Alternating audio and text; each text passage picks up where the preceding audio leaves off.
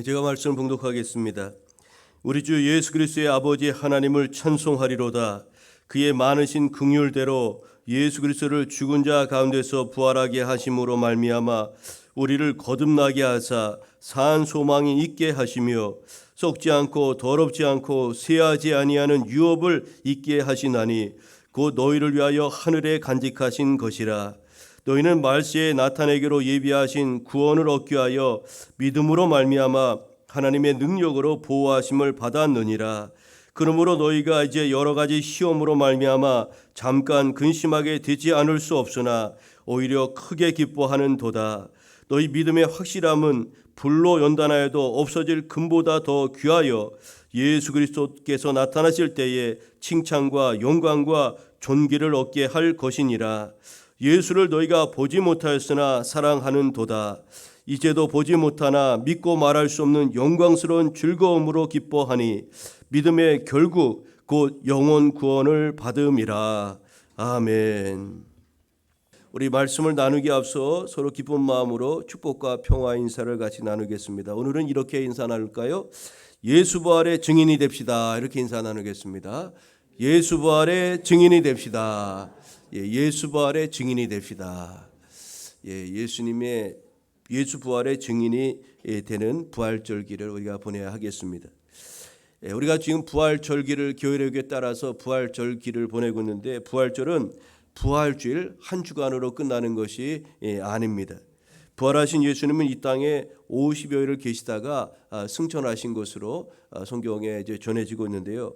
부활주일, 우리가 지난주부터 7주인 7.7절 성령 강림절에 이르기까지 5월 21일이 예수 승천주일인데 이 부활절부터 예수 승천주일까지를 일컬어서 부활절기라고 우리가 이렇게 부릅니다. 그래서 앞으로 6, 7주간을 우리가 부활절기를 보내는 것인데 우리는 이 기간 동안 부활의 의미를 깊이 생각해 보아야 합니다. 또 부활의 감격을 누리고요. 또 부활의 증인이 되어야 될 뿐만 아니라 부활과 관련된 신앙의 길을 묵묵히 걸어가는 절기가 이 부활절기입니다. 오늘은 우리 주님 부활하신 부활절 두 번째 주일인데요. 이번 주 교회력의 키워드는 부활하신 예수님은 우리에게 새 생명을 주신다는 말씀입니다. 그래서 오늘 본문 말씀을 중심으로 부활 예수님으로 인한 유익이라는 그런 제목으로 함께 은혜를 나누고자 합니다. 여러분, 우리가 하나님의 은혜로 예수님을 믿게 된 것은 너무나도 아주 감사한 일이 아닐 수 없죠. 여러분, 가만히 생각해 보셨는지요? 내가 예수님 믿은 것, 우리 집안이 예수님 믿게 된 것, 그거 생각할 때 가만히 들어놓고 생각하면 자다가도 뻘떡 일어날 일입니다. 여러분, 그런 경험해 보셨습니까? 할렐루야. 그렇습니다. 우리가 예수님 믿는다는 것은 정말로 가만히 생각해 보면은 놀라지 않을 수 없는 일입니다. 자다가도 뻘떡 일어나서 하나님께 감사해야 될 너무나 아주 기가 막힌 그런 일인데요. 예수님을 믿음으로 우리에게 주어진 은혜와 유익은 헤아릴 수 없을 정도로 너무나도 많이 있습니다. 그것을 일일이 우리가 나열한다면 오늘 하루 종일 그것을 우리가 설명해도 부족할 것입니다. 어떤 찬송가 작사가는 그래서 그 하나님의 은혜와 사랑이 얼마나 크고 놀라운지 바다보다도 넓고 하늘보다도 높다고 그렇게 이야기하고 그 바다를 머물 삼아서 하나님의 은혜와 사랑을 다 기록해도 할 수 없노라고 그렇게 고백하며 찬송가를 작사 작곡하지 않았습니까? 오늘 우리가 본문을 통해서 예수님의 부활이 우리에게 어떤 유익을 주는지 예수님의 부활의 증인이었던 사도 베드로의 증언을 중심으로 살펴보면서 은혜를 나누고자 합니다. 여러분, 오늘 본문은 다시 사신 예수 그리스도를 통해서 하늘 유산에 대한 소망을 우리에게 주신 하나님에 대한 찬양으로 그렇게 시작되고 있습니다. 하나님을 예수 그리스도의 아버지 하나님을 찬송하리로다. 이렇게 오늘 본문 3절은 시작하고 있죠. 여러분, 부활하신 예수님은 우리를 새로운 삶으로 거듭나게 하셔서 하나님 나라의 유업을 우리에게 얻게 하셨습니다.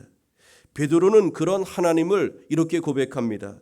예수 그리스도를 죽은 자 가운데서 부활하게 하사 우리를 거듭나게 하신 분, 이렇게 하나님을 고백하는 것이 오늘 베드로의 하나님에 대한 신앙이죠. 우리는 예수님의 부활로 인해서 거듭나서 부활의 새로운 세계를 이 땅에서 걸어가는 그런 사람들입니다.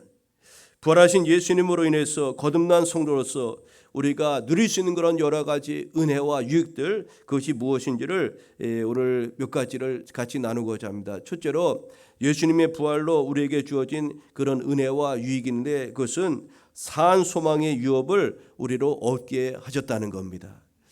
여러분, 예수님의 부활로 우리를 거듭나게 하시고 산 소망을 갖게 하신 것은 하나님의 긍휼에서 시작되었습니다. 하나님의 긍휼, 우리를 불쌍히 여기는 마음, 우리를 사랑하는 그 마음으로부터 시작된 것입니다. 하나님의 긍휼이 우리에게 얼마나 큰 은총인지 모릅니다. 여러분, 우리는 생각할 때 우리를 불쌍하게 여기는 것, 그것을 아주 누군가 우리를 불쌍하게 생각한다면 여러분 좋아하시겠어요? 제가 장로님이나 권사님들 참 불쌍합니다 그렇게 생각하면 그냥 그 액면그대로 받아들이면 기분 나쁠 수가 있어요. 근데 이 긍휼이라는 말이 우리 기독교 관점에서 보면 얼마나 좋은 말인지 모릅니다. 긍휼, 하나님이 우리를 불쌍히 여기는 이 마음이 얼마나 귀하고 좋은 것인지 모릅니다. 주여 나를 불쌍히 여겨 주옵소서. 우리는 하나님의 긍휼을 구하며 나아가야 하는 것이죠. 여러분, 하나님의 긍휼이 우리에게 얼마나 큰 은총인지 모르는데, 하나님의 긍휼은 그의 말씀에 불순종하여 하나님과 원수가 된 죄인들의 그 비참한 현실을 불쌍히 여기는 마음이요, 또 바로 거기서부터 하나님의 예수를 통한 구속사역이 그렇게 긍휼 가운데서 시작된 것입니다. 하나님은 긍휼히 여김을 받을 자격이 조금도 없는 자들, 곧 저와 여러분에 대하여 주체할 수 없는 그런 사랑으로 당신의 아들 독생자 예수 그리스도를 십자가에 죽게 하시고 부활하게 하심으로써 원수들을 자기 기업을 상속할 양자, 곧 당신의 아들로 그렇게 삼아 주신 것입니다. 여러분, 원수를 아들 삼아 주신 것, 이것이 하나님의 그런 구속의 은혜인 겁니다. 근데 이 모든 것들이 하나님의 긍휼로부터 시작되었다는 거예요. 긍휼, 우리를 불쌍히 여기는 그 마음으로부터, 그 긍휼은 곧 하나님의 사랑이라고 할 수가 있는 것이죠. 그렇다면 긍휼에 기초하여 이 땅에 보내신 예수님의 부활로 우리를 거듭나게 하시고 주신 산 소망이란 도대체 무엇을 의미하는 것일까요? 여기서 산 소망이란, 살아있는 소망이란 예수 그리스도의 재림 이후에 이루어질 하나님과 함께 거하는 새 하늘과 새 땅에서의 그런 복된 삶을 일컫습니다. 여러분, 예수 그리스도의 사람, 우리 그리스도인들은 이 땅에서 엄청난 고난과 역경을 겪으면서도 내적인 기쁨과 신앙의 확신을 잃지 않을 수 있는 이유가 있는데, 그것은 바로 이런 분명하고도 확실한 소망이 우리 가운데 있기 때문입니다. 여러분, 하나님께서 우리에게 살아있는 소망, 산 소망을 주시기 위해서 예수님을 십자가와 부활의 전 과정을 주도하고 전개하셨다는 것을 우리는 성경을 통해서, 복음서를 통해서 너무나 잘 알 수가 있고, 또 우리가 고난주간 이 부활절기를 보내면서 그 내용들을 성경을 통해서 살펴본 바가 있습니다. 여러분, 이 산 소망에 대한 이야기는 이어지는 4절 말씀을 통해서 좀 더 구체적으로 우리가 살펴볼 수가 있는데, 4절 말씀은 이렇게 소개합니다. 썩지 않고 더럽지 않고 쇠하지 아니하는 유업을 있게 하시나니 곧 너희를 위하여 하늘에 간직하신 것이라. 여러분, 이 하나님이 주신, 우리에게 주신 이 산 소망, 예수 그리스도의 부활을 통해 주신 바 이 산 소망은 세상에 썩어질 것들과 완전히 대비되는 것이라는 말씀이죠. 돈이나 명예나 권력 등을 갈망하며 살아가는 자들은 죽음 앞에서, 또 세상 종말 앞에서 그것의 허망함을 맛보게 될 것입니다. 그것을 아무리 움켜잡아도 숨을 거두면 아무런 쓸데가 없기 때문이요, 이 세상에 누가 죽는 사람이 그 어떤 것 하나 가지고 손에 쥐고 간 사람이 아무도 없기 때문에 그렇습니다. 하지만 예수 부활로 우리에게 주어진 이 산 소망은 죽음을 넘어서는 그런 능력의 소망인 것입니다. 여러분, 구약 시대의 이스라엘 민족에게 있어 그들에게 주어진 하나님의 유업이 있었는데, 그것이 무엇이었냐면 젖과 꿀이 흐르는 가나안 땅이 그들에게 약속된 바 하나님의 유업이었습니다. 그러나 예수님의 부활로 주어진 산 소망으로 얻게 된 이 유업은 그런 이 땅에 속한 것이 아니라 하늘에 속한 것이요 잠깐도 아니고 영원한 것임을 우리는 기억해야 합니다. 우리는 예수님의 부활로 주어진 영원한 하나님 나라에 대한 이 소망에 절대 가치를 두고 살기에 세상에서 잠시 겪는 고난과 역경을 거뜬히 이겨낼 수가 있는 것 아니겠습니까? 그래서 성도는 고난 중에서도 찬송하며 나아간다고 그렇게 말하는 것 아니겠습니까? 우리 주님의 부활은 주님의 부활 그 자체로 끝나는 것이 아니라 우리에게 엄청난 은혜와 축복임을 잊지 말아야 되고, 또 주님의 부활은 우리에게 은혜와 큰 유익을 주는데 우리에게 산 소망의 유업을 주는 축복이라는 것을 우리는 잊지 말아야 하겠습니다. 예수님의 부활은 저와 여러분에게 살아있는 영원한 산 소망을 유업으로 주시는 그런 축복의 그런 시간임을 우리는 잊지 말아야 하겠습니다. 부활하신 예수님으로 인해서 거듭난 성도로서 우리가 누리는 그런 두 번째 은혜와 유익은 무엇이 있을까요? 그것은 우리가 하나님의 보호하심을 받게 된다는 사실입니다. 우리 5절 말씀을 잠깐 같이 볼까요? 우리 5절 읽겠습니다. 너희는 말세에, 시작. 너희는 말세에 나타내기로 예비하신 구원을 얻기 위하여 믿음으로 말미암아 하나님의 능력으로 보호하심을 받았느니라. 아멘.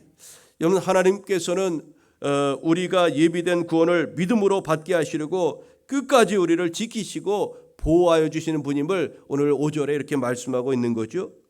여러분, 하나님의 그 돌보심과 보호하심을 절대적으로 신뢰하고 믿으십니까? 극한 고통과 근심 걱정이 와도 그 하나님, 우리의 하나님을 여러분 신뢰하십니까? 우리가 오늘 5절에서 본문 말씀에서 주목해야 될 것은 하나님의 능력으로 보호하심을 받았다고 오늘 말씀하고 있어요. 우리는 저와 여러분 하나님의 능력으로 오늘도 지금도 보호하심을 받고 있는 줄 믿습니다. 이 보호함을 받다라는 말의 헬라 원어의 뜻은 군사 용어입니다. 군사 용어로서 적의 공격으로부터 시민들을 보호하기 위해서 도시 안에 만든 요새, 그것을 일컬어서 이 원어의 의미는 바로 이것을 의미하는 거예요. 보호함을 받다라는 말의 뜻은 도시 안에 적으로부터 그 시민들을 보호하기 위해서 크게 쌓아놓은 요새, 이것을 의미한다는 거예요. 즉 하나님께서 친히 요새의 벽이 되어 성도를 지키신다는 것 아니겠습니까? 하나님의 능력이 성도를 감싸는 요새가 되어서 성도를 넘어뜨리려는 적들의 모든 공격들을 무력화시킨다는 말씀입니다. 여러분, 하나님의 보호하심에 대해서 유명한 신학자 앤드류 모레이는 이렇게 이야기했습니다. 하나님의 보호는 성도의 모든 것을 보호하는 것이며, 하나님의 보호는 성도의 모든 것입니다. 부분적인 것이 아니라 성도의 모든 것을 보호하는 것이요, 그 보호는 전능하신 하나님의 보호이며 그 보호는 계속적이고 끊임없는 보호이다라고 그렇게 앤드류 모레이는 이야기했어요. 얼마나 이 하나님의 보호에 대해서 너무나 정확한 표현이 아닐 수가 없습니다. 하나님의 보호는 우리의 모든 것에 대한 보호요, 우리를 보호하시는 분 전능하신 하나님의 보호요, 또 그 보호는 옛날에 단회적으로 끝난 것이 아니라 계속적이고 끊임없는 그런 보호라는 이 앤드류 모레이의 이 신학적 성찰이 얼마나 우리에게 정확하게 적용되는 말씀이겠습니까? 여러분, 그렇습니다. 전능하신 하나님이 우리에게서 한순간도 눈을 떼지 않으시고 불철주야로 성도를 살피신다는 그런 약속 아닙니까? 이 부활의 주님이 우리에게 주신 바 그런 은혜와 유익은 바로 이런 것입니다. 다윗도 하나님의 보호하심을 시편 121편에서 이렇게 고백하였습니다.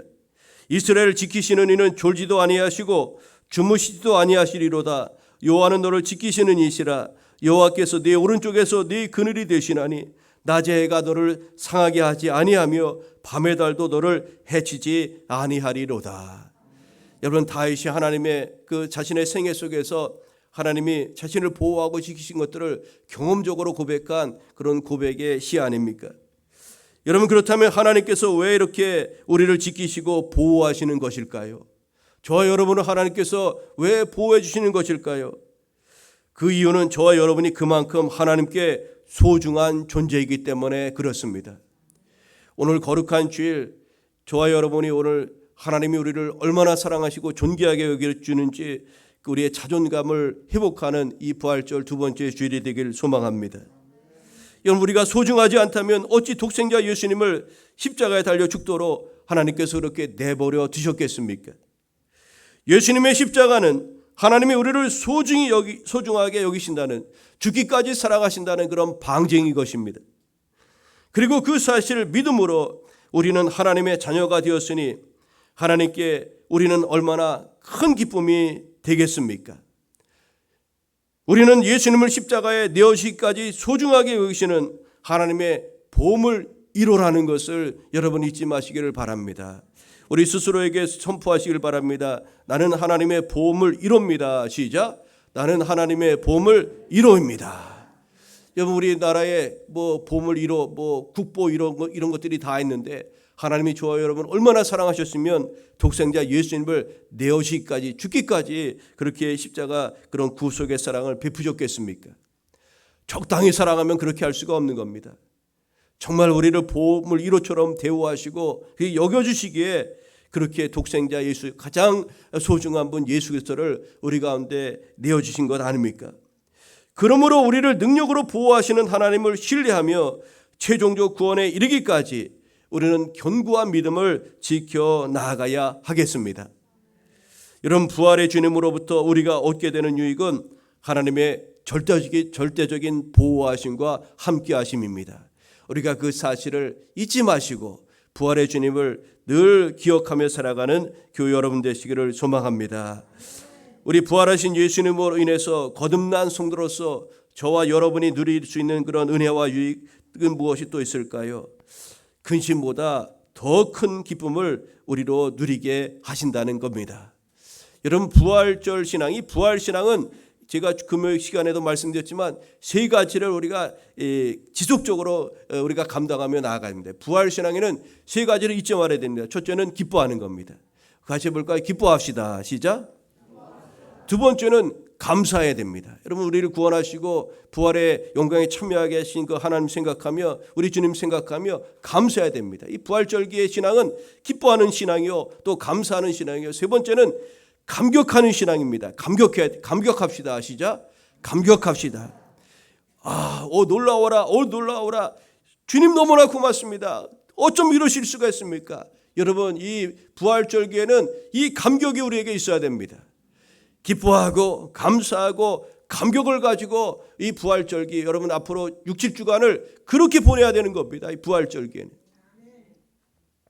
오늘 본문에 보면 6절을 보면 너희가 이제 여러 가지 시험으로 말미암아 잠깐 근심하게 되지 않을 수 없으나 오히려 크게 기뻐하는도다라고 말씀하였습니다. 여기서 주목해야 될 단어는 여러 가지 시험이란 말씀이죠. 우리가 시험 앞에서 어찌하라고요? 잠깐 근심할 수 있다는 겁니다. 누구든지 시험 앞에서 근심할 수가 있지만 그러나 우리 부활의 주님은 그 근심보다도 훨씬 더 큰 감당할 수 없는 큰 기쁨을 우리에게 주신다는 것을 우리가 확신하며 나아가야 될 줄로 믿습니다. 여기서 시험이란 말은 무엇이냐면 하나님께서 믿음의 연단을 위해서 성도들에게 주시는 여러 가지 시련을 말합니다. 시련. 그러니까 이것을 잘 극복하면 우리 믿음이 성장하고요. 또 아브라함처럼 하나님으로부터 예비된 큰 은혜와 복을 풍성하게 누릴 수가 있는 겁니다. 다시 말해 이 시험이란 하나님께서 성도의 믿음이 더 강화되어지길 바라는 마음에서 주시는 그런 시련이라는 거죠. 즉 성도들의 신앙을 빼앗기 위해서 다가오는 그런 여러 가지 유혹, 템프테이션 그것이 아니고 이 시험이란 말은 트라이얼, 우리에게 주는 여러 가지 시련이라는 뜻입니다. 여러분 이 시험은 세상 사람들이 체념하듯 받아들이는 그런 고통이나 역경도 아닙니다.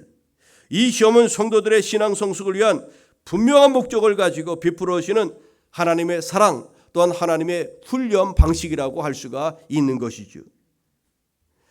그렇다고 이런 시련을 할지라도 성도들의 마음과 또 감정과 생각에 고통을 주지 않는 것은 아닙니다. 이 시련은 누구든지 다 어려워하고 힘들어하는 겁니다.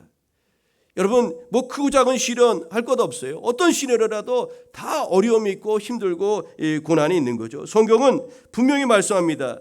시련이 성도들로 하여금 근심하게 한다고 그렇게 말씀하는 거예요. 인간적인 관계나 경제적인 상황만 어려워져도 우리에게 여러분 어떤 여러 가지 근심이 따르는데 하물며 베드로 당시처럼 기독교 박해가 생명을 위협할 정도였다면 그때 믿음 생활하는 것이 얼마나 큰 그런 시련과 어려움이었겠습니까? 여러분 우리 앞에 있는 여러 가지 시련과 고난의 때에 하나님께서 우리에게 요청하시는 바 삶의 태도가 있는데 그것이 무엇일까요? 그것은 바로 주 안에서 기뻐하는 겁니다. 빌립보서를 통해서 우리 가운데 계속 말씀하신 것이 그것 아닙니까? 기뻐하라. 내가 다시 말하노니 기뻐하라. 기뻐하라. 여러분, 우리가 부활의 주님 생각하며 기뻐해야 될 줄로 믿습니다. 여러분, 기쁨은 고난과 시련과 그러한 것들을 이길 수 있는 그런 강력한 능력이 되는 줄 믿습니다. 여러분, 우리가 주 안에서 기뻐해야 되는 이유는 또한 우리가 당하는 시험이나 그런 시련이 영원한 것이 아니며 또 그 시험을 통과하는 자들에게 하나님의 영광의 축복이 기다리고 있기 때문인 줄로 믿습니다. 여러분, 우리가 당하는 시험은 영원한 것이 아니요 시련이 우리를 결코 넘어뜨릴 수 없다는 것을 우리는 확신해야 됩니다. 이 시험에서 믿음을 지킨 자들에게 하나님의 보상이 따른다고 성경은 말씀하죠. 우리가 시련과 고난을 이기며 극복하는 방법은 그것의 끝을 생각해 보는 것입니다. 시련의 끝에 무엇이 있을까? 고난을 우리가 잘 인내하고 나아갔을 때 어떤 하나님의 은혜가 있을까? 그 고난의 끝을 생각해 보는 것입니다. 시련과 고난은 끝이 있으며 반드시 끝이 있다는 겁니다. 그 끝에는 금, 은, 동과 같은 칭찬과 영광과 존귀라는 세 개의 메달이 우리 주님으로부터 준비되어 있다는 것을 여러분 잊지 마시기를 바랍니다. 오늘 본문 7절에 이렇게 말씀합니다. 너희 믿음의 확실함은 불로 연단하여도 없어질 금보다도 귀하여 예수 그리스도께서 나타나실 때에 칭찬과 영광과 존귀를 얻게 할 것이니라고 말씀하고 있습니다. 여러분, 우리가 고난과 어려움 속에서도 끝까지 믿음을 지키고 인내의 신앙을 지키며 부활의 주님을 바라보며 나아갈 때 주께서 약속하신 그런 놀라운 금운동과 같은 그런 아주 좋은 메달, 예비된 메달이 상급으로 우리 가운데 준비되어 있다는 것을 우리가 기억해야 하겠습니다. 여러분, 생각해 보십시오. 죽음의 시련 앞에서 믿음을 지키면 어떻게 되겠습니까? 천국에서 영원히 하나님과 함께 왕노릇하는 그런 영광을 우리로 얻게 하지 않겠습니까? 이처럼 이 세상에서의 어떤 시험과 고통도 우리가 장차 누리게 될 영원한 영광과 좋게 비교할 수 없다고 사도 바울은 로마서 8장 17절 이하 말씀을 통해서 그렇게 증언하였습니다. 자녀이면 또한 상속자, 곧 하나님의 상속자요 그리스도와 함께한 상속자니 우리가 그와 함께 영광을 받기 위하여 고난도 함께 받아야 할 것이니라. 생각하건대 현재의 고난은 장차 우리에게 나타날 영광과 비교할 수 없도다.